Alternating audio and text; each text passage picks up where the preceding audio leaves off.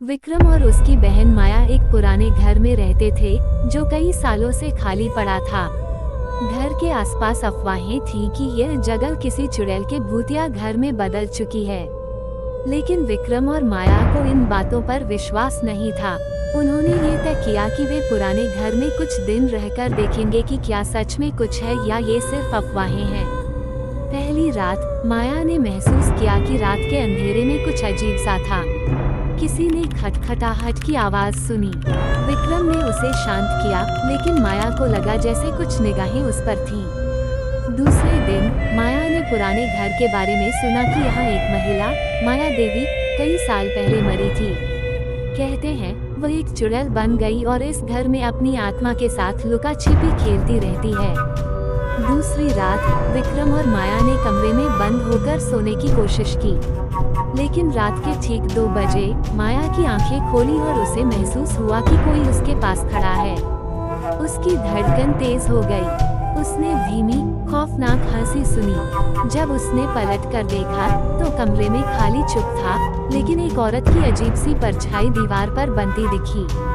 विक्रम को भी महसूस हुआ कि कुछ गड़बड़ है, लेकिन फिर उसने हंसते हुए माया से कहा, तुम्हें ज्यादा डर लगता है, बस अपनी आंखें बंद कर लो, सब ठीक होगा।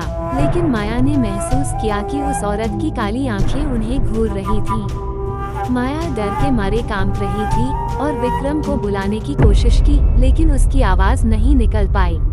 तीसरी रात विक्रम और माया ने एक पुराने कमरे के कोने में एक पुरानी चूड़ियां और कटा फटा कंबल देखा। विक्रम ने इसे फेंकने की कोशिश की, लेकिन जैसे ही उसने वो कंबल हटाया, अचानक कमरे का दरवाजा जोर से बंद हो गया। विक्रम और माया चौंके और तभी अचानक एक जहरीली, डरावनी हंसी गूंजने लगी। माया ने देखा एक महिला सफेद साड़ी में खड़ी थी। उसकी आंखें पूरी तरह से काली थीं और उसके हाथों में लंबे लंबे नाखून थे। उसने कहा, तुम दोनों ने मेरी शांति भंग की है, अब तुम दोनों को मेरी दुनिया में लाऊंगी। विक्रम ने डरते हुए कहा, क कौन हो तुम? चुड़ैल बोली, तुमने मुझे मारने के बाद मेरा नाम नहीं लिया था, अब मैं तुम्हारा नाम लूंगी। उसकी आवाज इतनी तीव्र और डरावनी थी कि पूरे घर में गूंजने लगी। विक्रम और माया ने तुरंत कमरे से बाहर भागने की कोशिश की, लेकिन चुड़ैल की उंगलियां उनके पैरों के पास से गुजरने लगीं। उनका दम घुटने लगा और उनका शरीर हिल नहीं पा रहा था। विक्रम और माया ने तड़पते हुए एक साथ चिल्लाया, कृपया हमें जाने दो। तभी अचानक माया को अपने अंदर एक सामान्य शक्ति महसूस हुई। वो डर को अपने ऊपर से हटा सकी और चिल्लाते हुए बोली, तुमने हमें तंग किया है, अब हम तुम्हारे जाल से निकलेंगे।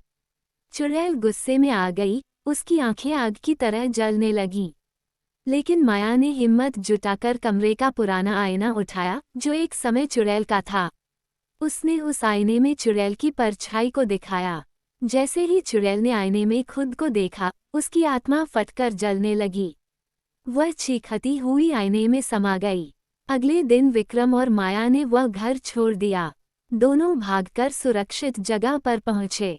विक्रम और माया अब भी उस रात के बारे में सोचते हैं, लेकिन वह जानते हैं कि चुड़ैल की आत्मा अब उस घर में बुरी तरह से कैद हो चुकी थी और उसे बाहर निकलने का कोई रास्ता नहीं था।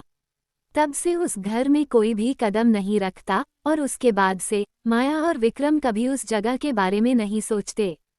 लेकिन आज भी जब वे रात को सोते हैं तो कभी कभी उन्हें चुड़ैल की हंसी सुनाई देती है, बहुत दूर से।